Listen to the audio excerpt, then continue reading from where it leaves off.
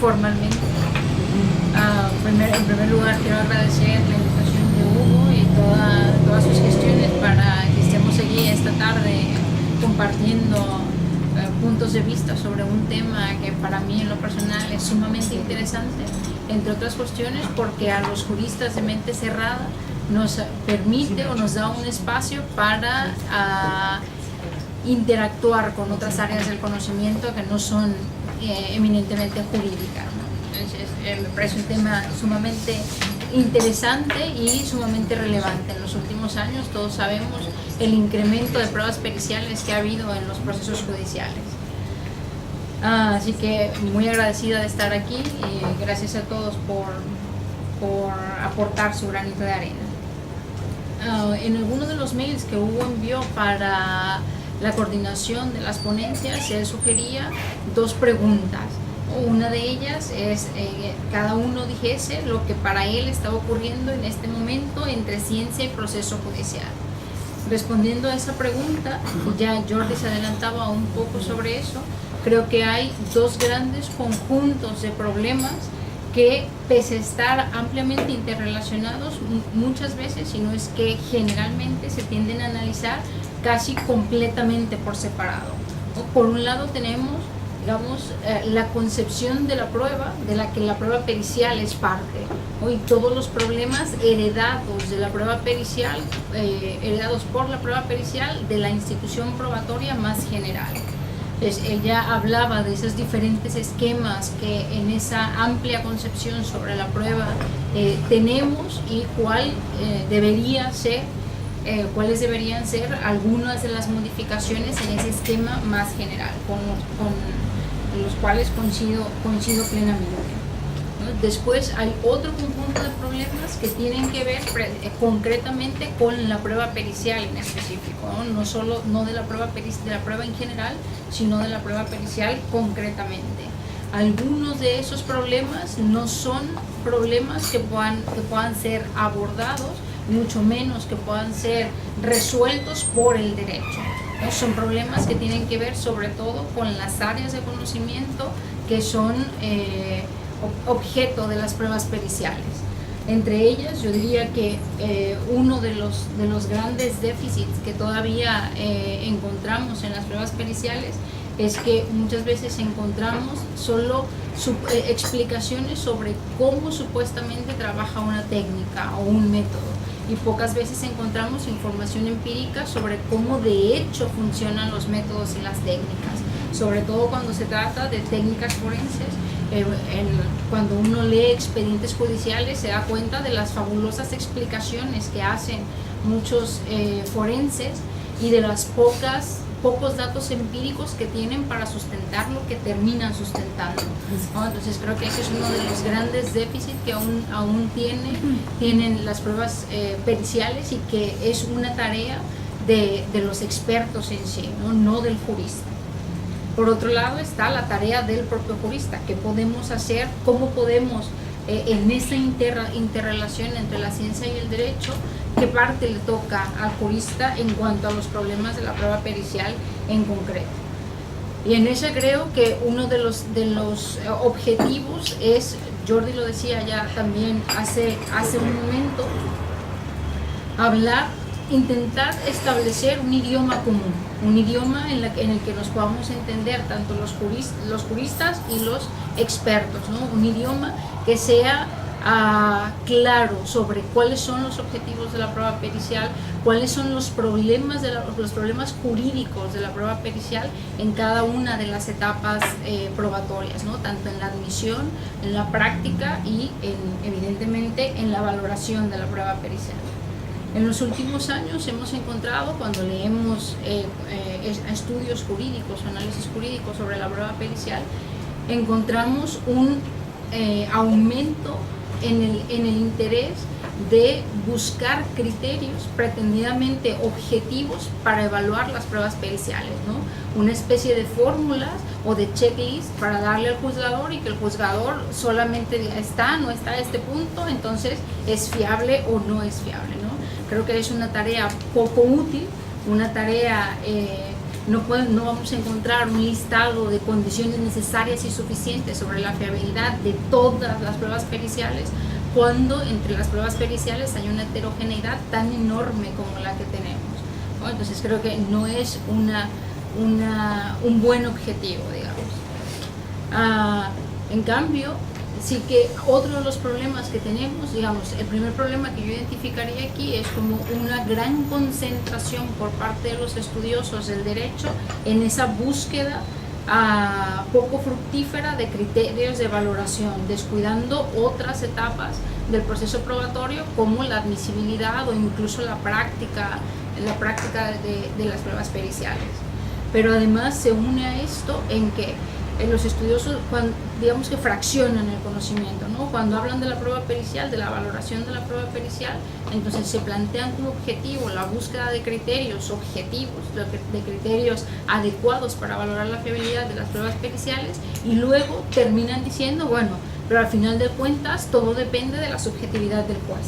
Bueno, tenemos este tipo de criterios, pero y luego al final tenemos los estándares de prueba de los que hablaba Jordi hace un momento también, que son ampliamente subjetivos, ¿no? Entonces, bueno, no hay una correlación entre el tema de la prueba pericial y otra vez ese tema más general o la prueba, la institución probatoria en general. Esta tarde me he preparado una breve charla sobre admisibilidad de la prueba pericial, no sobre la valoración ni sobre la práctica, no propiamente o exclusivamente criterios de admisibilidad de la prueba pericial. Creo que se ha prestado poca atención a esa etapa procesal. Por regla general en los procesos judiciales, en nuestros sistemas, digamos que los jueces tienden a admitir absolutamente todo y luego se verá, ¿no? A todo aquello que les parece que es relevante o que es evidentemente relevante, y después se verá. Creo que podríamos prestar un poco más de atención a con qué criterios estamos admitiendo o con qué criterios podemos excluir una prueba pericial. Yo asumo que la mayor discusión, o que de esta discusión que plantearé, tiene como objetivo fundamentalmente la prueba pericial de parte, y no tanto la prueba, digamos, que es la prueba pericial que es de alguna manera seleccionada por el juez o pedida por el juez. En la tesis planteo que entre la prueba pericial de parte y la prueba pericial ofrecida por un perito seleccionado de alguna manera por el juez son categorías de pruebas totalmente distintas y que deberían guiarse por criterios también distintos prácticamente en cada una de las etapas procesales. Esto no quiere decir que no compartan también algunas problemáticas, pero creo que hay problemas específicos en cada uno de ellos y posibles soluciones a esos problemas también distintos. En el tema de esta tarde, sobre la admisibilidad de la prueba pericial de parte, ¿por qué me centro o por qué creo que la admisibilidad tiene más sentido discutirla cuando se trata de un perito de parte y no de un perito o de una prueba pericial que es solicitada por el juez? Porque creo que cuando el juez solicita una prueba no hay propiamente una decisión de admisibilidad como jurídicamente identificamos, sino más bien una decisión de, requiero este tipo de prueba pericial o requiero este tipo de información experta, y no hay tantos controles como sí que se pueden dar cuando se trata de una prueba pericial de parte.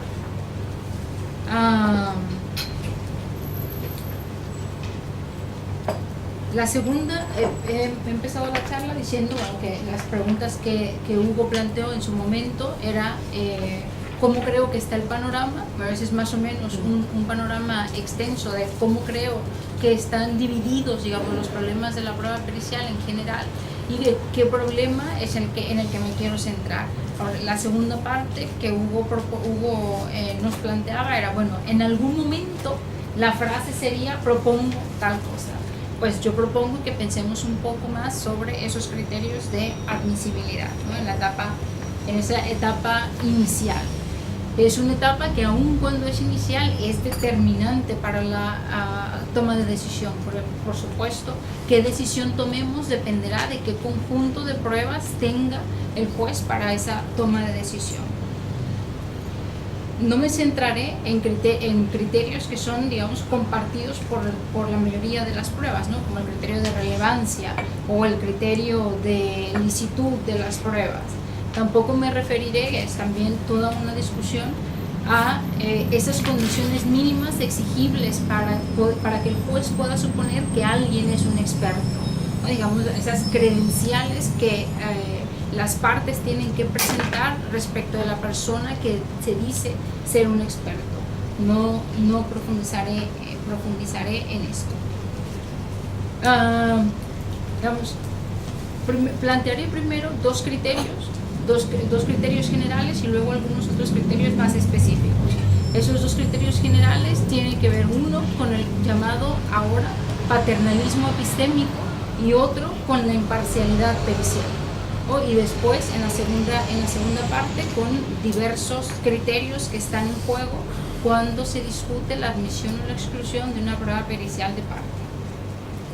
Primero, en muchos sistemas procesales, en muchos sistemas jurídicos, se ha planteado de una u otra manera, sobre todo a nivel jurisprudencial, que es preferible los peritos imparciales, o que se les va a dar cierta preferencia a aquellos expertos que son imparciales. Ha habido, en cambio, poca discusión sobre qué se entiende por imparcial. Generalmente, esta jurisprudencia hace alusión a lo que yo llamo una imparcialidad o parcialidad de origen, es decir, que ese perito sea nombrado por las partes o que ese perito sea nombrado por el juez, o lo que es básicamente una cuestión conceptual de si es una prueba pericial de parte o es una prueba pericial oficial o nombrada por el juez. Pero en cambio esta imparcialidad o parcialidad de origen no está relacionada con otro tipo de parcialidades o imparcialidades que se pueden dar aun cuando el perito sea de parte o sea oficial. Es lo que llamo imparcialidad disposicional e imparcialidad cognitiva, por otro lado. Es decir, el hecho de que el perito sea nombrado por una parte y con lo cual tenga una parcialidad de origen, una parcialidad estructural. Todos sabemos que si a la parte no le conviniese aquello que el perito va a firmar, simplemente la parte no lo presentaría. Entonces hay una parcialidad estructural presente en la prueba pericial de parte. Pero de esto no se deriva de ninguna forma que haya una parcialidad disposicional o una parcialidad cognitiva del perito así nombrado, ¿no? El perito, aun cuando sea imparcial de origen, puede tener una disposición para favorecer a una de las partes, aun cuando esa parte no sea quien le pague y no sea quien le ha seleccionado. Y también puede haber una imparcialidad cognitiva, simplemente por falta de información, por ejemplo, del perito de parte, ¿no? La parcialidad cognitiva tendría que ver precisamente con la suficiencia de la información o con la base que tiene el perito para inferir sus conclusiones o hacer sus conclusiones, ¿no?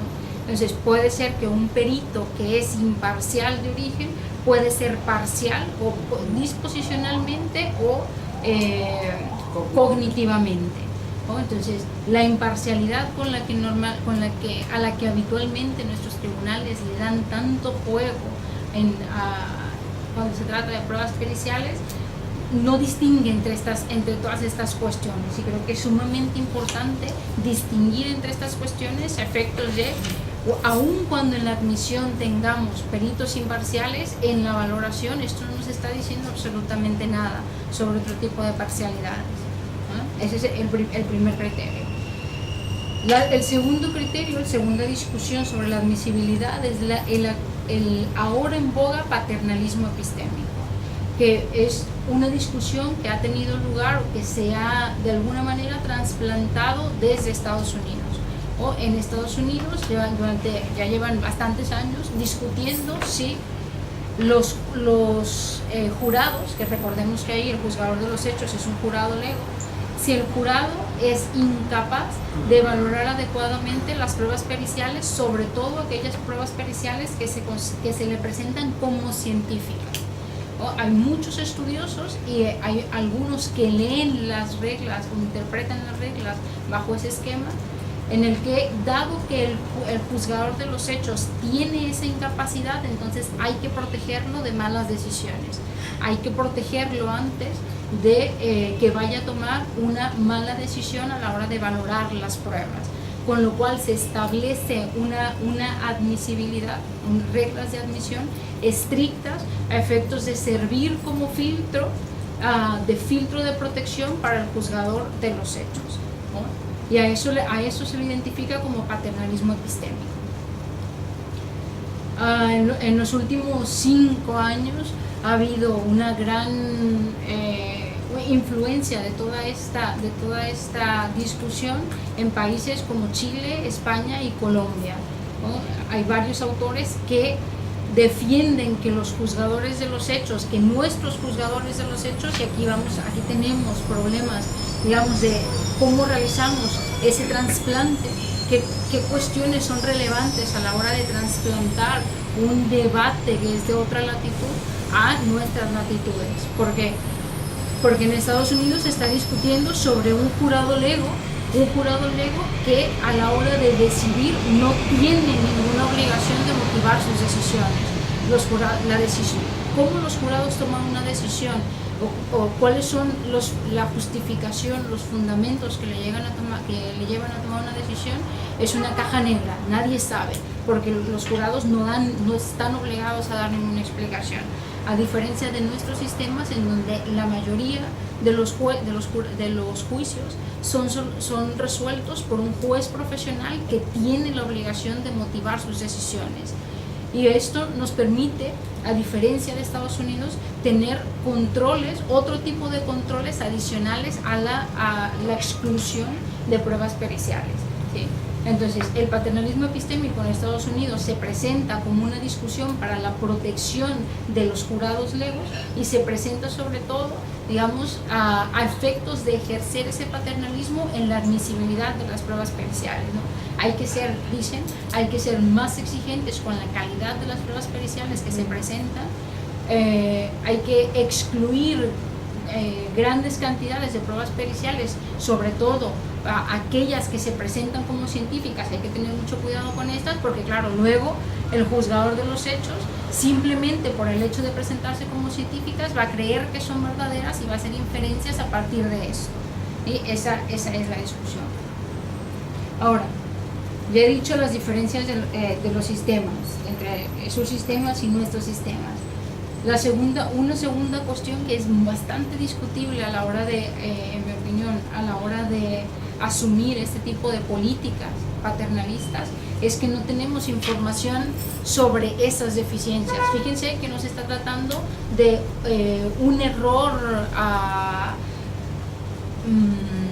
error en algún caso, ¿no? Sino que se está planteando como un error sistemático, un error que pasa siempre en la mayoría de los jueces y siempre que se presentan pruebas periciales, y solamente con las pruebas periciales, sobre todo con aquellas que son científicas, ¿no? Y esto está basado simplemente en suposiciones, en que suponen que los jueces no son capaces de valorar adecuadamente las pruebas periciales, pero en realidad no hay información empírica adecuada sobre esa suficiencia, sobre esa incapacidad, perdón. En Estados Unidos se han llevado a cabo muchos estudios desde el ámbito de la psicología con los jurados sobre esa supuesta incapacidad, ¿no? Sobre si son fácilmente fácilmente impresionables por una prueba pericial que se presenta como científica. Y las evidencias que hay sobre esto son bastante contradictorias, ¿no? Hay muchas pruebas que dicen sí, son fácilmente impresionables, hay otras que dicen no son fácilmente impresionables, e incluso suelen ser muy exigentes, suelen otorgarles menos valor probatorio del que se requeriría, ¿no? En nuestros sistemas, pese a que se ha traído la discusión, no hay información empírica. Vamos, en nuestros sistemas desafortunadamente hay poco interés en la obtención de información empírica desde nuestros sistemas judiciales, en el funcionamiento de de los sistemas judiciales. Pero esta, digamos, es un punto importante, sumamente importante si se pretenden justificar esas medidas paternalistas, ¿no? Otra cuestión relacionada con este criterio y esta discusión en la admisibilidad. Creo que una mejor forma, si es que pretendemos proteger al jurado, a los jueces, o si es que pretendemos ayudar a los jueces en la toma de decisión con conocimiento experto, tenemos que brindarle más herramientas procesales para que realice adecuadamente su función. En lugar de excluir información que es relevante para su toma de decisión, por ejemplo, podemos introducir reformas en nuestros procedimientos, como Jordi ya lo comentaba también durante su ponencia, establecer una suerte de contradictorio, de conversación, si se quiere, entre los diferentes peritos para ver cuáles son las diferencias, para informarle al juez sobre cuáles son las diferencias entre ellos y cuáles ellos creen que son los fundamentos de esas diferencias, ¿no? Por ejemplo, ese tipo de herramientas procesales que pudieran ayudarle al juez o que pudieran hacer del juez consumidores sofisticados de conocimiento experto. Entonces creo que si pretendemos una mejora en la relación entre el proceso judicial y la empresa científica o el conocimiento experto en general, no requerimos, no se requieren medidas paternalistas como la exclusión de pruebas periciales que son relevantes, sino, ya también lo decía el doctor Porras, la formación de los jueces, incidir en la formación de los jueces e incidir en las herramientas procesales y el buen uso de esas herramientas procesales que pueden hacer nuestros juzgadores, ¿no? Entonces, esos son dos de los criterios generales que se plantean en la admisibilidad de las pruebas periciales de parte: la imparcialidad y el paternalismo epistémico. Ahora, la segunda parte de la charla, yo les hablaba de otros criterios, quizá más sofisticados o más específicos, de admisibilidad para la prueba pericial. Uno de ellos tiene que ver con la propia información experta que se admite, otro tiene que ver con las necesidades del juez, es decir, de quién va a decidir, y un tercero tiene que ver con el contexto en el que tiene lugar la prueba pericial.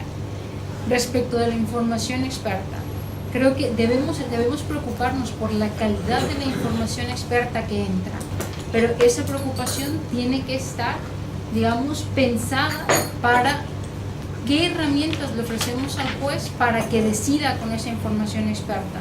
No puede ser que el test de la expertise sea la expertise, es decir, que el criterio de valoración de la prueba pericial sea únicamente si esta persona es un experto o no es un experto. Necesitamos más información sobre la calidad de lo que este experto me está diciendo. Y creo que ese tiene que ser el criterio, uno de los criterios de admisibilidad. Si el perito no le está informando al juez sobre por qué la información que está dando, por qué la prueba pericial que está desarrollando tiene cierto nivel de calidad, el juez simplemente no puede evaluar esa prueba. Requerimos el juez requiere ese tipo de información para realizar su labor adecuadamente. Sin ese tipo de información y solo con las credenciales del experto no es suficiente. Entonces, creo que ese es un criterio fundamental para la admisibilidad de las pruebas periciales. El segundo criterio, que tiene que ver con el juez, con los sujetos que deciden. En muchos ordenamientos procesales encontramos que algo así como la prueba pericial, o será admitida la prueba pericial cuando sea necesaria para los hechos del caso, ¿no? Y esa necesidad se ha leído por parte de la jurisprudencia y la doctrina como una necesidad cognoscitiva por parte del juez. Es decir, bueno, les leo, por ejemplo, una sentencia del Tribunal Supremo Español que ejemplifica lo que quiero criticar. Dice la sentencia: el juez puede sustituir al perito cuando el juez se considere suficientemente informado por sí, según su preparación, para conocer y apreciar el objeto o la cuestión litigiosa que hubiera necesitado la intervención de otra persona que tenga los conocimientos científicos, artísticos o prácticos requeridos por las circunstancias del caso. Es decir, se vincula la admisibilidad de una prueba pericial con el hecho de si este juez concreto tiene los conocimientos necesarios, los conocimientos expertos necesarios para resolver el caso, ¿no? O si el juez cree que tiene los conocimientos expertos para decidir el caso, lo cual evidentemente es muy peligroso, ¿no? Si el conocimiento experto, digamos, es mucho más sofisticado que aquello que un juzgador pueda haber aprendido en algunas clases sobre genética forense, ¿no? Necesita más información de la que el propio juzgador como tal puede llegar a tener. Entonces creo que es una mala lectura de ese criterio, de ese criterio establecido en la mayoría de nuestros sistemas jurídicos, y que en cambio podríamos hacer una interpretación de esa necesidad distinta. Es decir, que una prueba pericial es necesaria a efectos de realizar adecuadamente la función judicial o la función como jueces. Y pienso en este sentido en un gran debate que se ha tenido sobre todo con las pruebas psicológicas, ¿no? En los últimos años en Chile, por ejemplo, ha habido un gran auge de las pruebas periciales sobre la credibilidad de los testigos, que normalmente se ha considerado como una tarea del juzgador evaluar la credibilidad de los testigos, ¿no? Y se ha planteado como que este tipo de pruebas periciales son inadmisibles porque invaden la función judicial, que no son acordes, que no se requieren a efectos de evaluar, de realizar la función judicial. El ejemplo me parece erróneo. Creo que sí que necesitamos información, si esa información es de calidad, es decir, si la información que nos pueden brindar los psicólogos sobre la credibilidad de un experto, de un testigo, es adecuada, es fiable, entonces sirve como una especie de prueba sobre la prueba, ¿no? De una prueba sobre una prueba pericial sobre una prueba testimonial. En cambio, me parece que deben ser excluidas todas aquellas pruebas periciales que hagan alguna inferencia sobre los hechos del caso, que también en algún momento de la discusión se hablaba anteriormente, que no es función del perito, ¿no? Todas aquellas inferencias que se puedan hacer sobre la verdad o la falsedad de los hechos es materia del juez y no es una función del perito. Si el perito se adelanta y pretende de alguna manera interferir en la función del juez, creo que deben ser excluidas este tipo de pruebas periciales. Si no es que, si queremos hacerlo menos contundente, digamos, al menos sí que requiere una llamada de atención al perito en este sentido, precisamente porque no es necesaria a la función jurisdiccional ese tipo de inferencia, sino que es parte de la función jurisdiccional. El último punto, el último criterio para la admisibilidad de pruebas periciales tiene que ver con el contexto procesal. Y ahí hay dos líneas argumentativas que me parecen fundamentales. El primero, la economía procesal, es decir, la economía procesal como una restricción institucional. Y el segundo, el control hacia las partes, ¿no? Ya que estamos hablando del perito de parte, ¿cómo podemos controlar a las partes? ¿Cómo podemos controlar que las partes no presenten cualquier cosa en las pruebas cuando tienen la facultad o tienen la posibilidad de presentar conocimiento experto? La economía procesal como una restricción institucional primero. Creo que podemos pensar en dos casos. Uno de ellos ya lo planteó con un ejemplo doctor Pregliasco. Es el supuesto en que la prueba pericial de parte sea una prueba superflua en un conjunto, en principio, suficiente de pruebas no periciales. O él planteaba el caso de la harina, de la polenta. Si hay otras pruebas, otro tipo de pruebas que no son periciales, pero que te permiten hacer inferencias sobre inferencias bien fundadas o lo suficientemente fundadas sobre la verdad o falsedad de ciertos hechos del caso, las pruebas periciales devienen superfluas, no necesitamos más pruebas periciales.